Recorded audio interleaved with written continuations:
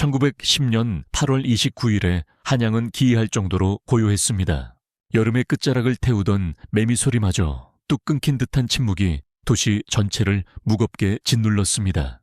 빗방울이 후두둑 떨어지는 소리만이 창덕궁의 기와지붕을 때리고 있었는데 그것은 마치 하늘이 대신 흘리는 눈물처럼 들렸습니다. 인정전 앞마당에 감도는 공기는 습기를 머금어 끈적거렸고 그 속에 서 있는 관리들의 어깨는 눈에 띄게 처져 있었습니다. 누구도 입을 열어 말을 하려 하지 않았습니다. 입을 여는 순간 터져 나올 것이 통곡일지 아니면 차마 삼키지 못한 욕설일지 스스로도 알 수 없었기 때문입니다. 마지막 어전 회의가 끝난 뒤 순종 황제의 치규가 발표되었습니다. 그것은 나라의 주권을 이웃 나라에게 넘긴다는 내용이었습니다. 500년을 이어온 사직이 종이를 적신 먹물 몇 줄로 허무하게 무너져 내리는 순간이었습니다. 백성들은 거리로 뛰쳐나와 가슴을 치며 울부짖어야 마땅했으나 거리는 이상하리만치 조용했습니다. 이미 며칠 전부터 도성 곳곳에는 총칼을 찬 일본군 헌병들이 쫙 깔려 있었고 그들의 눈초리는 서슬퍼런 칼날보다 더 날카롭게 백성들의 일거수일투족을 감시하고 있었기 때문입니다. 슬픔조차 허락되지 않은 날이었습니다. 통곡 소리가 들려야 할 골목에는 군화 발자국 소리만이 저벅저벅 울려 퍼졌습니다. 선비 이명주는 각근을 고쳐 매지 못한 채 사랑방 문을 열고 멍하니 하늘을 올려다보았습니다. 빗물이 그의 뺨을 타고 흘러내렸지만 그는 그것을 닦을 생각조차 하지 못했습니다. 방금 전 한성부에서 내려온 관리가 대문에 붙이고 간 벽보를 보았기 때문입니다. 대한제국이라는 국호가 사라지고 이제는 그저 일본의 식민지 조선이 되었다는 글귀가 빗물에 번져 검은 눈물처럼 흘러내리고 있었습니다. 그는 평생을 읽어온 성현의 말씀이 이토록 무력하게 느껴진 적이 없었습니다. 붓을 들어 임금을 욕보인 적들을 꾸짖는 상소문을 쓰려 했으나 붓끝은 떨리기만 할 뿐 종이 위에 아무런 글자도 남기지 못했습니다. 나라가 망했는데 글을 읽는 선비가 무슨 소용이란 말인가. 그는 마른 입술을 달싹이며 탄식했습니다. 가슴 깊은 곳에서 뜨거운 덩어리가 치밀어 올랐지만 목구멍이 꽉 막혀 소리가 되어 나오지 않았습니다. 저 멀리 남산 외성대에는 일장기가 개양되고 있었습니다. 붉은 태양이 그려진 그 깃발이 비에 젖어 축 늘어진 채 올라가는 모습이 명준의 눈에는 마치 피 묻은 붕대처럼 보였습니다. 태극기가 걸려있던 자리를 파고든 저 붉은 원은 이제 조선의 하늘을 영원히 가려버릴 것만 같았습니다. 거리의 상점들은 문을 닫아 걸었고 아이들의 웃음소리도 사라졌습니다. 백성들은 집 안깊숙이 숨어들어 숨죽여 울었습니다. 그것은 단순한 슬픔이 아니었습니다. 앞으로 닥쳐올 알 수 없는 시대에 대한 원초적인 공포였습니다. 나라를 잃은 백성을 지켜줄 울타리는 이제 어디에도 없었으니까요. 명주는 방문을 닫아 걸고 어두운 방 안에 홀로 앉았습니다. 밖에서는 여전히 비가 내리고 있었고 그 빗소리는 마치 끊어진 검은 고줄이 팅팅거리며 우는 소리처럼 처량했습니다. 이것이 경술년 8월 29일 나라가 치욕을 당하던 날의 풍경이었습니다. 비극은 요란한 소리를 내며 찾아오는 것이 아니라 이토록 숨막히는 침묵 속에서 시작되고 있었습니다. 시간은 흘러 계절이 몇 번이나 바뀌었지만 그 침묵은 걷히지 않았습니다. 오히려 그 침묵의 성격이 달라졌습니다. 처음의 침묵이 망국의 슬픔이었다면 이제 거리에 흐르는 침묵은 생존을 위한 본능적인 공포였습니다. 데라우치 총독이 부임하면서 시작된 무단 통치는 조선의 숨통을 더욱 강하게 조여왔습니다. 거리를 활보하는 것은 사람이 아니라 제복이었습니다. 누런색 군복을 입고 허리에는 긴 칼을 찬 헌병 경찰들이 골목마다 서서 지나가는 행인들을 노려보았습니다. 그들은 법관이자 경찰이었고 동시에 집행자였습니다. 그들에게는 즉결 처분권이라는 무시무시한 권한이 쥐어져 있었습니다. 재판도 없이 그 자리에서 조선인을 매질하고 구금할 수 있는 권력이었습니다. 명주는 더 이상 과거를 준비하는 유생이 아니었습니다. 그는 도성 안작은 사립학교에서 아이들에게 한문을 가르치고 있었습니다. 그러나 교실 풍경 또한 예전 같지 않았습니다. 교단에 선 교사들 중 일부는 제복을 입고 허리에 칼을 차고 있었습니다.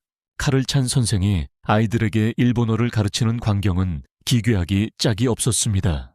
쇠붙이가 부딪히는 차가운 소리가 책 넘기는 소리를 압도했습니다.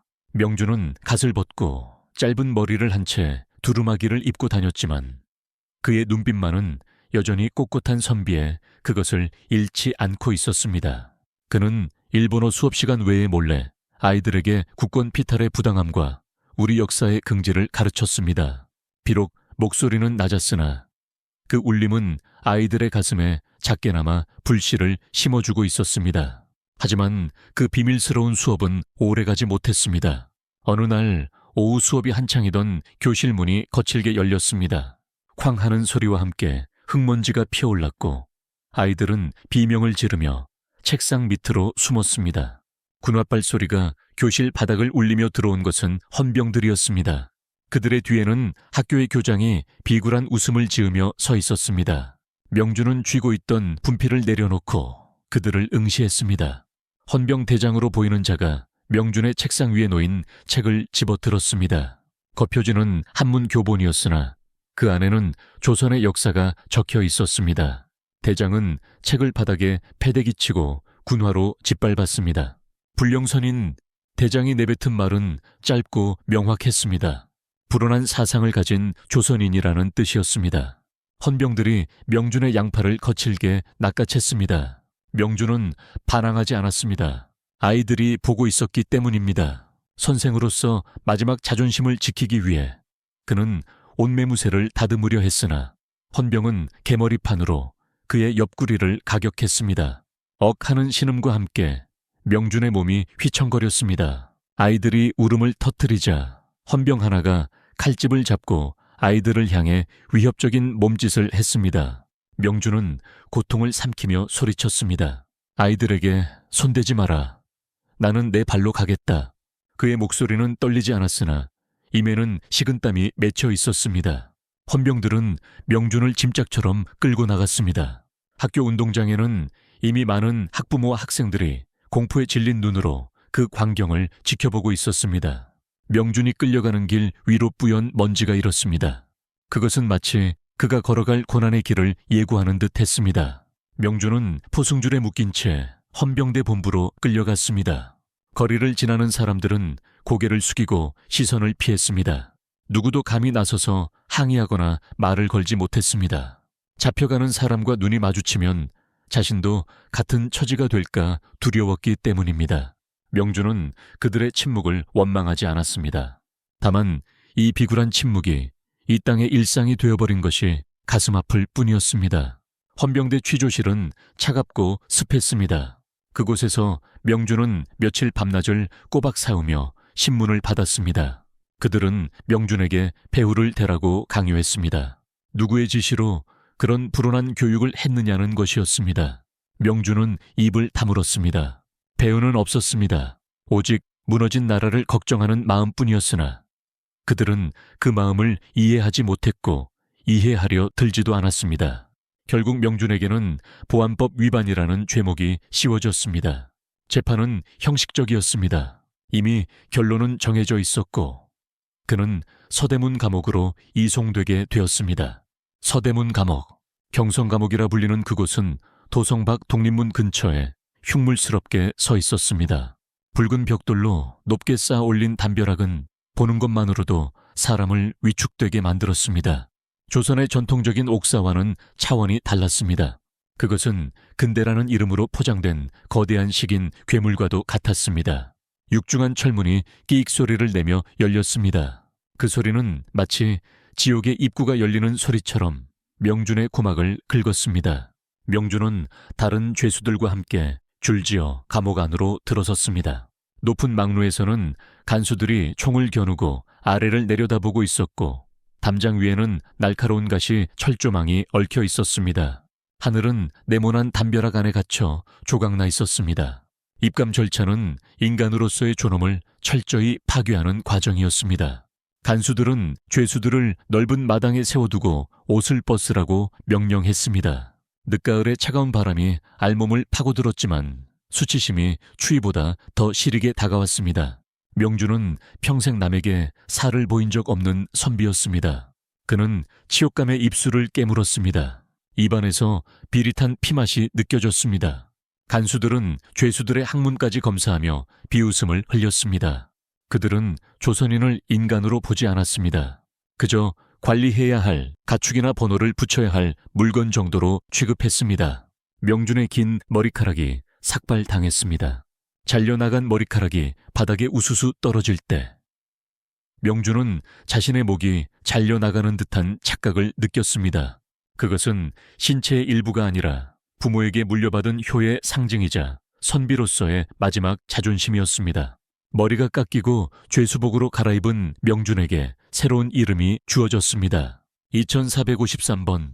그것이 이제부터 불릴 그의 이름이었습니다. 이름 대신 번호로 불리는 순간 그는 사회적 사망 선고를 받은 것과 다름없었습니다. 그때였습니다. 명준의 앞에 한 헌병 보조원이 다가왔습니다. 그는 일본 제복을 입고 있었지만 생김새는 분명한 조선인이었습니다. 그의 눈빛은 묘하게 흔들리고 있었지만 입계는 비열한 웃음을 매달고 있었습니다. 그가 명준의 명찰을 툭 치며 조선말로 말했습니다. 선비 나으리 세상이 바뀐 줄도 모르고 훈장질을 하더니 꼴이 아주 볼만하십니다. 그래. 명준은 고개를 들어 그를 쏘아보았습니다. 같은 핏줄을 가진 자의 입에서 나오는 조롱은 일본인의 매질보다 더 아프게 명준의 심장을 찔렀습니다. 자네는 부끄러움도 모르는가? 명준이 나직하게 물었습니다. 그 말에 보조원의 얼굴이 일순간 일그러졌습니다. 그는 주위를 두리번거리더니 명준의 정강이를 군홧발로 걷어찼습니다. 닥쳐라. 여기서는 내가 법이고 내가 양반이다. 보조원은 소리쳤지만 그 목소리에는 묘한 불안감이 서려 있었습니다. 그는 자신의 배신을 정당화하기 위해 더욱 악랄하게 굴어야만 했습니다. 명준은 바닥에 쓰러지면서도 그를 향한 시선을 거두지 않았습니다. 그 눈빛은 경멸이라기보다는 연민에 가까웠습니다.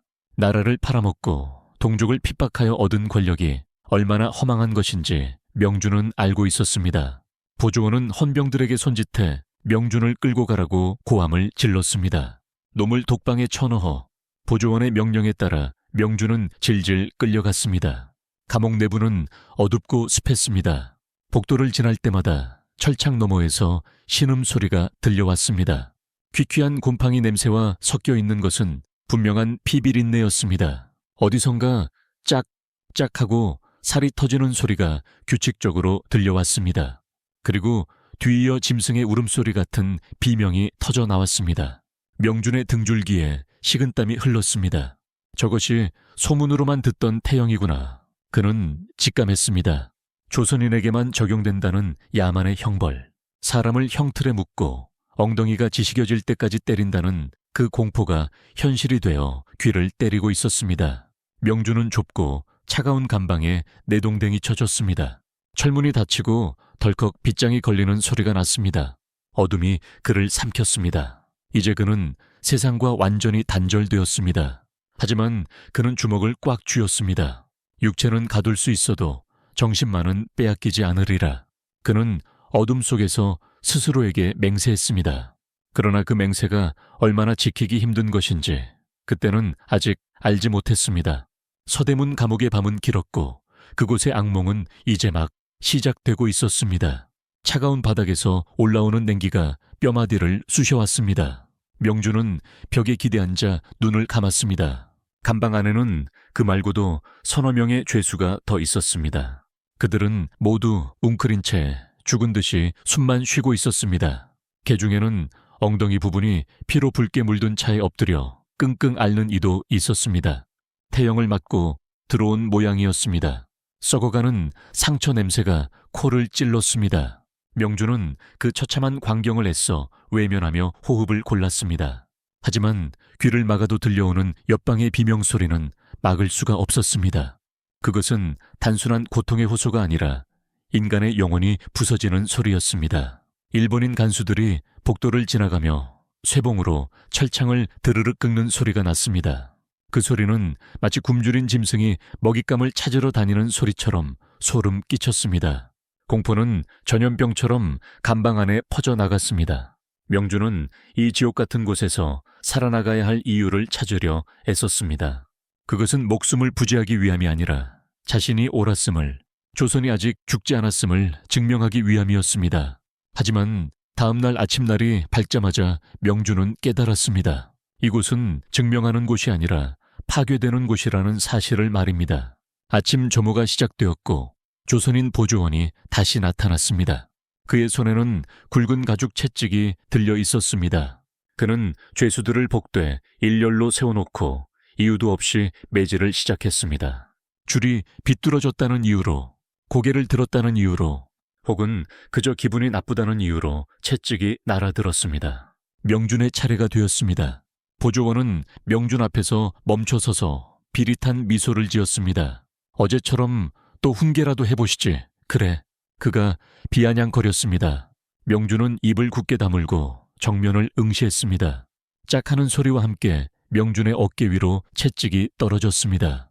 살이 찢어지는 듯한 고통이 전해져 왔지만 명준은 신음조차 흘리지 않았습니다. 그것이 보조원의 약을 더욱 올렸습니다.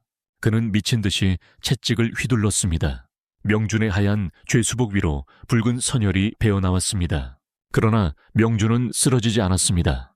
그의 버팀은 단순한 인내가 아니었습니다. 그것은 짐승이 되기를 거부하는 인간의 마지막 몸부림이었습니다. 채찍질이 멈추고 감방 안에 무거운 침묵이 내려앉았습니다.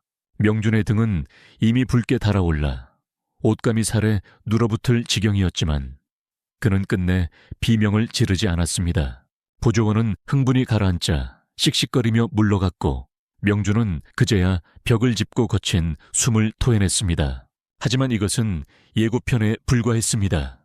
며칠 뒤 감옥 마당 한 구석에 거대한 형틀이 세워졌습니다. 죄수들은 운동 시간에 그 형틀을 보며 공포에 질린 눈빛을 교환했습니다. 그것은 십자가 형태의 나무판이었는데 사지를 묶을 수 있는 가죽끈이 달려 있었고 그 옆에는 소름 끼치는 물건들이 놓여 있었습니다. 바로 태형을 집행하기 위한 도구들이었습니다. 1912년 일제는 조선태형령이라는 악법을 제정했습니다. 이는 오직 조선인에게만 적용되는 야만적인 법률이었습니다. 일본인은 아무리 중죄를 지어도 태형을 받지 않았으나 조선인은 가벼운 죄목으로도 볼기를 맞아야 했습니다. 그들이 말하는 법치라는 것이 얼마나 기만적인지 보여주는 증거였습니다. 웅성거리는 죄수들, 앞으로 헌병대장이 나타났습니다. 그는 번들거리는 군화를 신고 거만하게 단상에 올라 죄수들을 내려다보았습니다. 그의 옆에는 쇠가죽 끝에 납덩이를 매단 태가 놓여 있었습니다. 저것이 살에 닿으면 뼈가 으스러지고 살점이 떨어져 나간다는 소문은 결코 과장이 아니었습니다. 본보기로 한 청년이 끌려 나왔습니다. 그는 독립만세를 부르다 잡혀온 어린 학생이었습니다. 헌병들은 청년을 형틀에 엎드려 묶었습니다. 청년의 바지가 내려가고 하얀 살이 드러났습니다. 집행관이 태를 높이 쳐들었습니다. 허공을 가르는 파열음이 날카롭게 울렸습니다. 짝하는 소리와 함께 청년의 엉덩이에서 붉은 피가 튀었습니다. 단 한 대였음에도 청년의 입에서는 짐승 같은 비명이 터져 나왔습니다. 그것은 사람이 낼 수 있는 소리가 아니었습니다. 고통이 인간의 이성을 마비시키는 순간에 나오는 절규였습니다. 명주는 눈을 질끈 감았습니다. 그러나 소리는 감을 수 없었습니다. 짝, 샤, 샤 매질 소리는 규칙적으로 이어졌습니다. 살이 터지고 피가 튀는 소리가 귓가에 생생하게 들려왔습니다. 30대가 넘어가자 청년의 비명소리는 잦아들었습니다. 기절을 한 것입니다. 헌병은 찬물을 한 바가지 끼얹어 청년을 깨웠습니다. 정신이 든 청년이 다시 울부짖자 매질은 계속되었습니다. 90대, 태형은 보통 90대까지 집행되었습니다. 하지만 60대가 넘어가면 엉덩이 살은 이미 형체를 알아볼 수 없게 뭉개져 뼈가 드러나기 일쑤였습니다. 마당에 모인 죄수들은 고개를 돌리거나 입을 틀어막고 흐느꼈습니다. 저 매질은 단순한 형벌이 아니었습니다. 조선인의 길을 꺾고 공포를 심어주기 위한 일종의 의식이었습니다. 너희는 인간이 아니다. 너희는 매를 맞아야 말을 듣는 짐승이다. 일제는 태영을 통해 그렇게 말하고 있었습니다. 집행이 끝나고 청년은 피투성이가 된 채 짐짝처럼 들려나갔습니다. 바닥에 흥건한 핏자국 위로 파리떼가 꼬이기 시작했습니다. 명주는 주먹을 꽉 쥐어 손톱이 손바닥을 파고들었습니다. 분노가 치밀어 올라 견딜 수가 없었습니다. 이것이 그들이 말하는 문명입니까? 이것이 그들이 말하는 동양의 평화입니까? 명준의 속에서 뜨거운 것이 울컥 치솟았습니다. 그는 옆에 있던 죄수가 공포에 질려 벌벌 떠는 것을 보았습니다. 명준은 그의 어깨를 감싸 안았습니다. 떨지 마시오. 우리가 두려워하면 그들이 즐거워할 뿐이오. 명준의 목소리는 낮았지만 단단했습니다. 그러나 그 단단함 속에도 깊은 슬픔이 배어 있었습니다. 감옥의 밤은 태영의 후유증으로 신음하는 소리로 가득 찼습니다. 살이 썩어가는 냄새가 진동했고 치료조차 받지 못한 죄수들은 고열에 시달리며 헛소리를 해댔습니다. 명준은 잠을 이룰 수 없었습니다. 어둠 속에서 들려오는 신음소리는 마치 죽어가는 조국의 비명처럼 들렸습니다. 태영의 공포가 감옥 전체를 짓누르고 있을 무렵 일제의 탄압은 육체적인 고통을 넘어 정신적인 굴복을 강요하는 단계로 접어들었습니다. 어느 날 명준은 헌병대장실로 호출되었습니다. 그곳은 감방과는 달리 따뜻했고 향긋한 차 냄새가 났습니다. 책상 뒤에는 일본인 헌병대장이 앉아 있었습니다. 그는 명준을 보자마자 의외로 부드러운 미소를 지으며 자리를 권했습니다. 2453번, 아니 강명준 씨라고 불러드리지요. 대장의 한국말은 어눌했지만 예의를 갖춘 척하고 있었습니다. 그는 명준 앞에 담배 한 개비를 내밀었습니다. 피우시지요. 조선의 선비들은 담배를 즐긴다고 들었습니다. 명준은 담배를 거들떠보지도 않았습니다. 할 말이 있으면 용건만 말하시오. 명준의 차가운 대답에 대장은 어깨를 으쓱해 보였습니다.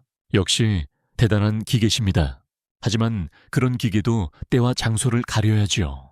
대장은 서랍에서 종이 한 장을 꺼내 명준 앞으로 밀었습니다. 전향서였습니다.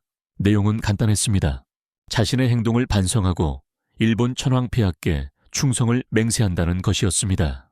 그리고 앞으로 신사참배에 적극 협조하겠다는 조항도 있었습니다.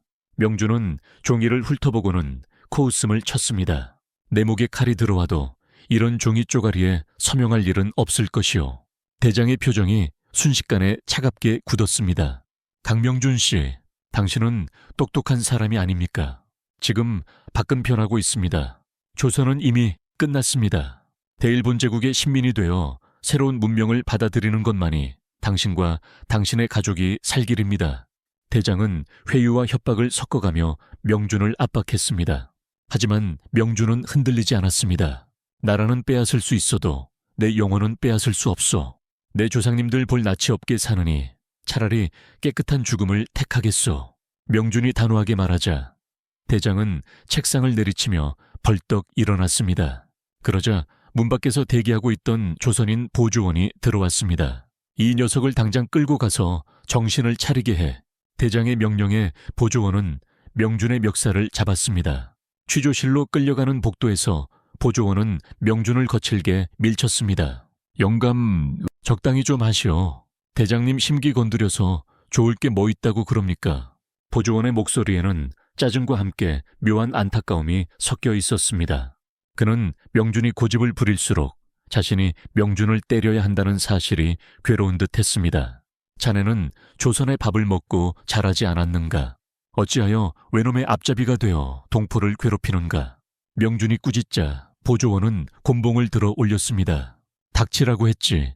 나도 살려고 이러는 거야. 나도 목구멍이 포도청이라 어쩔 수 없다고. 보조원은 소리치며 명준의 어깨를 내리쳤습니다. 하지만 명준은 보조원의 눈에서 흔들리는 양심을 보았습니다. 매질은 계속되었지만 보조원의 손은 미세하게 떨리고 있었습니다.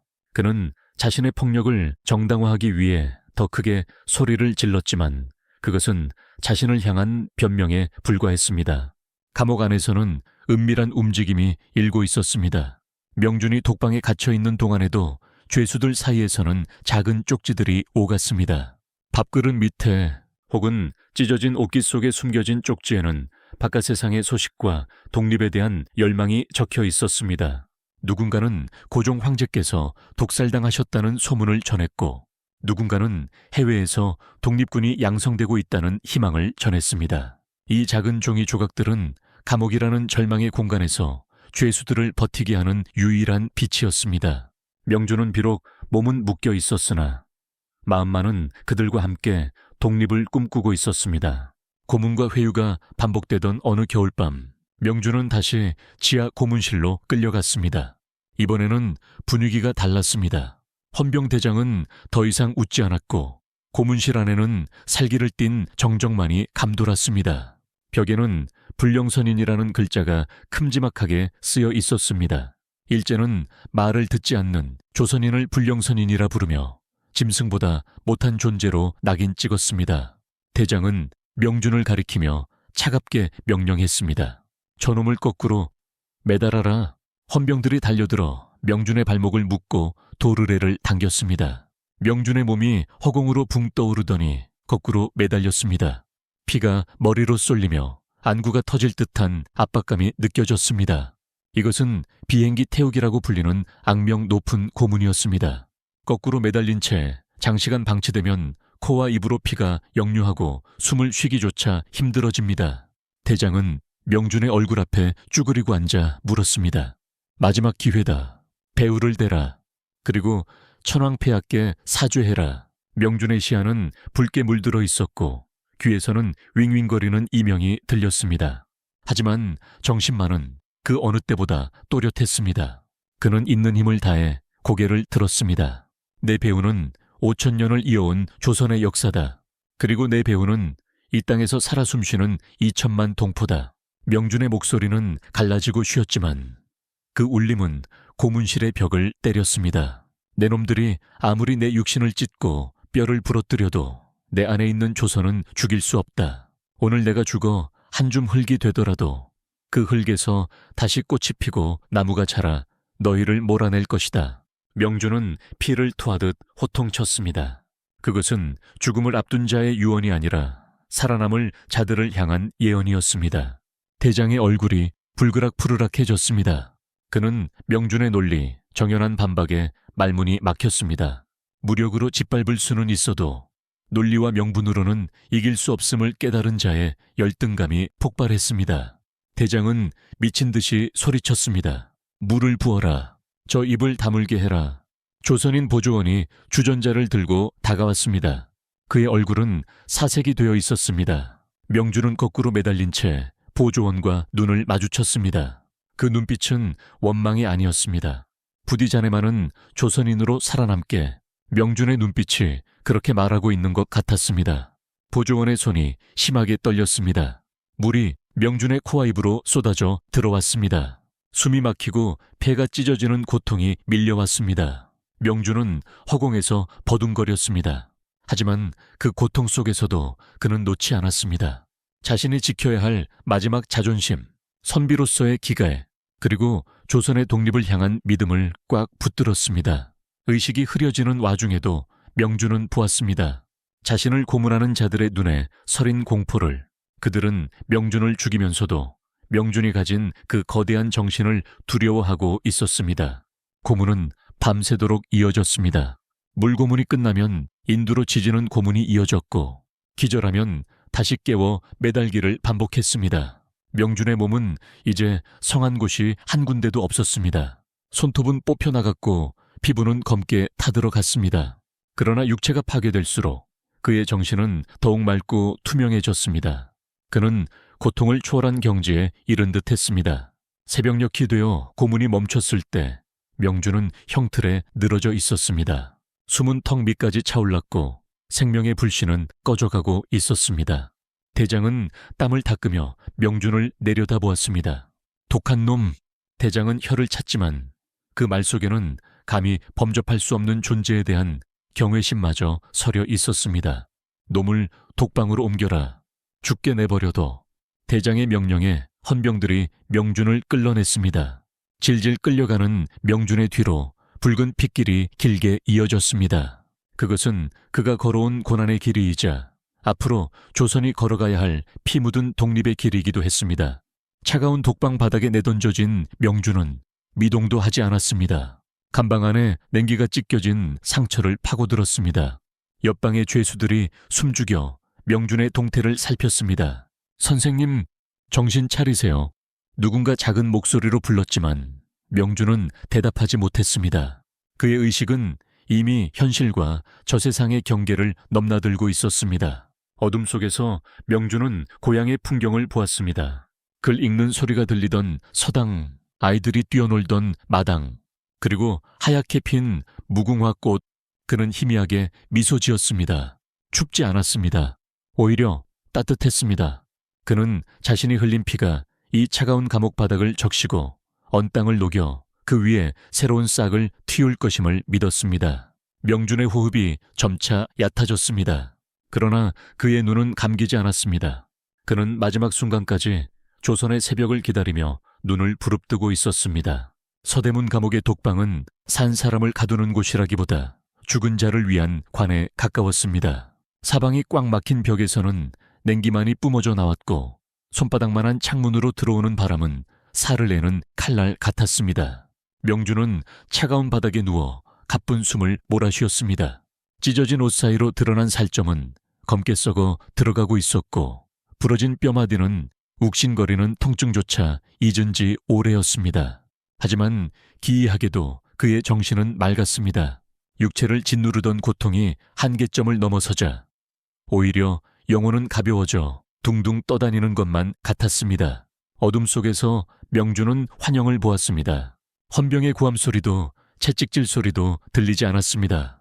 대신 고향집 마당에 핀 매화나무가 보였고 글 읽는 소리가 낭낭하게 울려 퍼지던 사랑방의 풍경이 펼쳐졌습니다. 아버님, 제가 길을 잃지 않고 잘 왔습니까?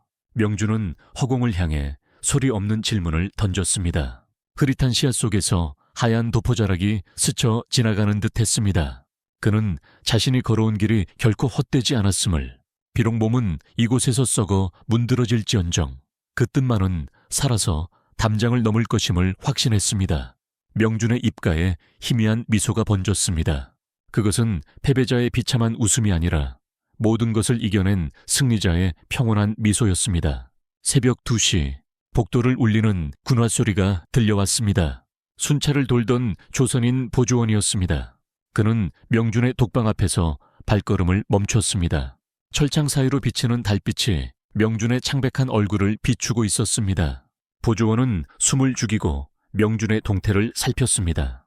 평소 같으면 고통에 찬 신음이나 헛소리가 들려야 했지만 방 안은 무서울 정도로 고요했습니다. 이봐요, 강명준 씨, 보조원이 나직하게 불렀습니다. 하지만 대답은 돌아오지 않았습니다. 불안감이 엄습한 보조원은 떨리는 손으로 열쇠 꾸러미를 꺼내 철문을 열었습니다. 끼익 하는 소에 긁는 소리가 유난히 크게 울렸습니다. 보조원은 조심스럽게 명준에게 다가가 그의 코 밑에 손가락을 대보았습니다. 미약하게 느껴지던 온기마저 사라진 뒤였습니다. 차가웠습니다. 얼음장처럼 차가운 피부가 손끝에 닿는 순간 보조원은 쏘스라치게 놀라 뒤로 물러났습니다. 죽었다. 정말로 죽어버렸다. 그는 바닥에 주저앉아 명준의 얼굴을 멍하니 바라보았습니다. 고통으로 일그러져 있을 줄 알았던 명준의 얼굴은 마치 깊은 잠에 빠진 듯 평온했습니다. 감겨진 눈꺼풀 아래에는 더 이상 공포도 분노도 남아있지 않았습니다. 보조원은 자신의 손을 내려다보았습니다. 이 손으로 그를 때렸고 이 손으로 그에게 물을 부었습니다. 살기 위해서라는 핑계로 어쩔 수 없다는 변명으로 저질렀던 모든 악행들이 명준의 죽음 앞에서 날카로운 비수가 되어 보조원의 심장을 찔렀습니다. 그때 복도 끝에서 헌병대장의 목소리가 들려왔습니다. 무슨 일이냐? 대장은 귀찮다는 듯 하품을 하며 다가왔습니다. 보조원은 벌떡 일어나 차렷 자세를 취했습니다. 죄수번호 2453번 사망했습니다. 보조원의 목소리는 가늘게 떨리고 있었습니다. 대장은 독방 안을 힐끗 들여다보고는 코웃음을 쳤습니다. 끈질긴 놈이라 생각했는데 결국은 이렇게 가는군. 시체는 날 박는 대로 치워라. 재수 없으니 거적이나 덮어서 뒷문 밖으로 내다버려 대장은 명준의 죽음을 마치 쓰레기 하나가 처리된 것처럼 가볍게 여겼습니다. 그는 명준이 남긴 마지막 미소의 의미를 읽어내지 못했습니다. 아니, 읽어내려 하지 않았습니다. 그 미소를 인정하는 순간 자신이 패배했음을 시인하는 꼴이 되기 때문입니다. 대장이 사라지고 난 뒤 보조원은 다시 명준의 시신 앞에 무릎을 꿇었습니다. 그는 명준의 헝클어진 옷매를 다듬어 주었습니다. 차마 감기지 못한 명준의 한쪽 눈을 쓸어내려 감겨주며 보조원은 참았던 눈물을 터뜨렸습니다. 죄송합니다. 선생님, 정말 죄송합니다. 보조원의 입에서 터져나온 흐느낌은 단순한 슬픔이 아니었습니다. 그것은 나라를 팔아먹고 동포를 팔아먹으며 연명해 온 자신의 비루한 삶에 대한 통곡이었습니다. 명준은 죽음으로써 보조원에게 가장 잔인한 형벌을 내린 셈이었습니다. 살아남은 자가 짊어져야 할 부끄러움과 죄책감, 그것은 육체에 가해지는 태형보다 더 끔찍한 고통이었습니다. 보조원은 명준의 차가운 손을 잡고 맹세했습니다. 이 죽음을 헛되이 하지 않겠다고, 당신이 못다한 말을 내가 세상에 전하겠다고 다짐했습니다. 감옥의 차가운 새벽 공기 속에서 한 사람은 죽어 별이 되었고 한 사람은 그 별을 보며 비로소 길을 찾기 시작했습니다. 날이 밝자마자 서대문 감옥의 뒷문이 열렸습니다. 인부 2명이 거적에 쌓인 명준의 시신을 짐짝처럼 수레에 실었습니다. 헌병들은 시신을 가족에게 인계하는 절차조차 무시했습니다. 장례를 치르게 되면 사람들이 모일 것이고 사람들이 모이면 그 슬픔이 분노로 변해 폭동으로 이어질까 두려웠기 때문입니다. 그들은 명준을 연고 없는 변사자로 처리하여 공동묘지 구석에 대충 매장하려 했습니다. 하지만 소문은 발보다 빨랐습니다. 감옥 안에서 일하던 조선인 자벽부들의 입을 통해, 그리고 죄책감에 시달리던 보조원의 은밀한 귀띔을 통해 명준의 죽음은 순식간에 경성 바닥으로 퍼져나갔습니다. 감옥 문 앞에는 어느새 명준의 가족과 제자들, 그리고 소문을 듣고 달려온 백성들이 모여들었습니다. 아이고, 선생님, 이렇게 가시면 어찌합니까? 명준의 노모가 땅을 치며 통곡했습니다. 하얀 소복을 입은 부인은 실신하여 쓰러졌고 제자들은 헌병들을 향해 주먹을 휘두르며 울부짖었습니다. 시신이라도 돌려주시오. 우리 선생님, 마지막 가시는 길이라도 배웅하게 해주시오. 사람들의 외침은 처절했습니다. 하지만 헌병들은 총검을 앞세워 그들을 밀어냈습니다. 해산하라. 당장 해산하지 않으면 발포하겠다. 일본인 헌병대장은 권총을 허공에 겨누며 위협했습니다. 그 광경을 지켜보던 백성들의 눈빛이 달라졌습니다. 처음에는 슬픔이었던 감정이 점차 서늘한 분노로 바뀌고 있었습니다. 저들은 죽은 사람조차 편히 보내주지 않는구나. 짐승만도 못한 놈들. 사람들은 입술을 깨물며 헌병들을 노려보았습니다. 총칼 앞이라 당장은 물러설 수밖에 없었지만 그들의 가슴 속에는 씻을 수 없는 적개심이 새겨졌습니다. 헌병들이 수레를 끌고 멀어지는 동안 거리에는 기이한 침묵이 흘렀습니다. 누구도 큰 소리로 울지 않았습니다. 대신 그들은 명준이 누워있는 거적대기를 향해 깊이 고개를 숙였습니다. 그것은 황제에게 올리는 절보다 더 깊고 무거운 존경의 표시였습니다. 명준의 시신은 결국 제대로 된 비석 하나 없이 차가운 땅에 묻혔습니다. 일제는 그의 무덤이 성지가 되는 것을 막기 위해 묘비조차 세우지 못하게 했습니다. 하지만 그들은 몰랐습니다. 눈에 보이는 무덤은 없앨 수 있어도 사람들의 마음속에 세워진 비석은 결코 부술 수 없다는 것을 말입니다. 시장통의 국밥집에서도 빨래터에서도 서당에서도 사람들은 명준의 이야기를 속삭였습니다. 그분이 감옥에서 어떻게 돌아가셨는지 아는가? 끝까지 외놈들에게 고개를 숙이지 않으셨다네. 심지어 그 악독한 헌병 대장조차 그분의 기계에 눌려 꼼짝 못했다더군.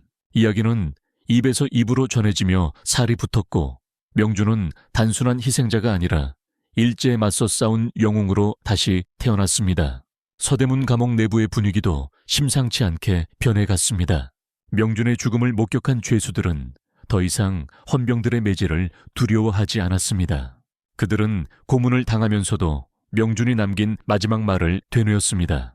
내 육신은 죽일 수 있어도 내 정신은 죽일 수 없다. 죄수들의 눈빛에서 공포가 사라지고 도끼가 서리기 시작하자 당황한 것은 오히려 간수들이었습니다. 때려도 비명을 지르지 않고 굶겨도 굴복하지 않는 죄수들을 보며 일본인 간수들은 알 수 없는 공포를 느꼈습니다. 특히 명준의 임종을 지켰던 조선인 보조원은 완전히 다른 사람이 되었습니다. 그는 겉으로는 여전히 헌병의 명령을 따르는 척했지만 뒤로는 죄수들의 편지를 몰래 바깥으로 전달하고 독립군들의 은신처 정보를 흘리는 내부 조력자가 되었습니다. 명준이 남긴 불씨가 보조원의 가슴 속에서 타오르기 시작한 것입니다. 일제는 무단통치라는 이름으로 조선을 억누르려 했지만 그 억압이 강해질수록 튕겨나가려는 반발력 또한 거세지고 있었습니다. 명준의 죽음은 그 반발력에 불을 붙이는 기폭제가 되었습니다. 사람들은 이제 알게 되었습니다. 가만히 있어도 죽고 저항해도 죽는다면 차라리 떳떳하게 싸우다 죽는 것이 낫다는 것을 말입니다. 거리의 나붓기는 일장기를 보며 사람들은 더 이상 두려움에 떨지 않았습니다. 언젠가 저 깃발을 끌어내리고 우리의 태극기를 다시 꽂으리라. 그들은 주먹을 꽉 쥐며 다짐했습니다. 겨울바람이 매섭게 불었지만 그 바람 속에는 이미 봄을 알리는 미세한 기운이 섞여 있었습니다. 땅속 깊은 곳에서부터 거대한 뿌리가 꿈틀거리고 있었습니다. 시간은 흘러 1919년 김인년의 새해 아침이 밝았습니다. 유난히 춥고 길었던 겨울이 지나고 있었지만 조선의 봄은 아직 멀어 보였습니다. 하지만 얼어붙은 대지 아래에서는 뜨거운 용암이 끓어오르고 있었습니다. 거리에는 흉흉한 소문이 돌기 시작했습니다. 고종 황제께서 승하하셨다는 비보였습니다. 일제는 뇌일혈로 인한 급사라고 발표했지만 백성들은 믿지 않았습니다. 외놈들이 황제 폐하께 독을 탔다더라. 식혜를 드시고 붕어하셨다는데 시신 상태가 말이 아니었다더군. 독살설은 순식간에 조선 팔도로 퍼져나갔습니다. 나라를 잃은 서름의 임금을 잃은 슬픔까지 더해지자 백성들의 분노는 임계점을 넘어섰습니다. 명준의 죽음으로 지펴진 불씨가 고종의 죽음이라는 기름을 만나 거대한 화염으로 번질 준비를 하고 있었습니다. 종로의 뒷골목, 학교의 지하실, 교회의 비밀방에서는 은밀한 움직임이 포착되었습니다. 학생들은 등사기를 돌려 독립선언서를 찍어냈고 부녀자들은 장롱 깊숙이 숨겨두었던 비단을 꺼내 태극기를 만들었습니다. 밤새도록 슥슥거리는 종이 넘기는 소리와 사각거리는 붓글씨 쓰는 소리가 끊이지 않았습니다. 누군가는 태극기의 궤를 그리며 눈물을 흘렸고 누군가는 독립선언서의 문구를 외우며 가슴을 쳤습니다. 오등은제, 조선의 독립국임과 조선인의 자주민님을 선언하노라. 그 문장 하나하나가 억눌린 가슴을 뚫고 나오는 함성이었습니다. 조선인 보조원은 야간 순찰을 돌던 중 우연히 담장 너머로 들려오는 학생들의 밀담을 엿들었습니다. 3월 1일이다. 탑골공원으로 모여라. 그는 못 들은 척 발걸음을 옮겼습니다. 그의 주머니 속에는 명준이 생전에 남겼던 피 묻은 저고리 조각이 들어있었습니다. 그는 헌병대장에게 보고하는 대신 밤하늘을 올려다보며 깊은 한숨을 내쉬었습니다. 선생님, 드디어 그날이 오나 봅니다. 당신이 그토록 보고 싶어 하던 그날이 보조원의 눈가의 물기가 어렸습니다. 그는 알고 있었습니다. 다가오는 그날 수많은 사람들이 피를 흘리고 쓰러질 것임을. 하지만 그 피가 결코 헛되지 않을 것임도 알고 있었습니다. 폭풍전야의 고요함이 경성을 감쌌습니다. 일본 경찰과 헌병들은 거리의 감도는 묘한 긴장감을 감지하고 경계를 강화했습니다. 하지만 그들은 보지 못했습니다. 헐렁한 옷소매 속에 숨겨진 태극기를, 품속에 품은 독립선언서를, 그리고 무엇보다 죽음을 각오한 사람들의 비장한 눈빛을 보지 못했습니다. 시장 상인들은 일찍 문을 닫았고 학생들은 책가방 대신 결의를 다졌습니다. 기생들은 화장을 지우고 머리를 질끈 동염했으며 농부들은 낙과 괭이를 내려놓고 서울로 향했습니다. 신분도 나이도 성별도 중요하지 않았습니다. 그들은 모두 나라를 잃은 조선인이라는 하나의 이름으로 뭉치고 있었습니다. 마침내 운명의 날이 다가오고 있었습니다. 명준이 차가운 감옥 바닥에서 마지막 숨을 거두며 꿈꾸었던 세상, 짓밟힌 풀잎들이 다시 일어나 거대한 숲을 이루는 세상이 눈앞에 와 있었습니다. 겨울은 길고 혹독했지만 그 끝에는 반드시 봄이 온다는 자연의 섭리처럼 역사의 봄 또한 필연적으로 다가오고 있었습니다. 어둠이 가장 짙은 시간, 동이특이 직전의 새벽, 조선은 숨을 죽인 채 다가올 아침을 기다리고 있었습니다. 이제 곧 터져나올 함성은 단순히 대한독립 만세가 아니었습니다. 그것은 5,000년 역사의 울부짖음이자 죽어간 수많은 명준들이 토해내는 생명의 외침이 될 것이었습니다. 거리의 정적을 깨고 첫 번째 만세 소리가 울려 퍼질 그 순간을 위해 조선은, 그리고 우리는 긴 침묵을 지키며 뜨겁게 깨어 있었습니다.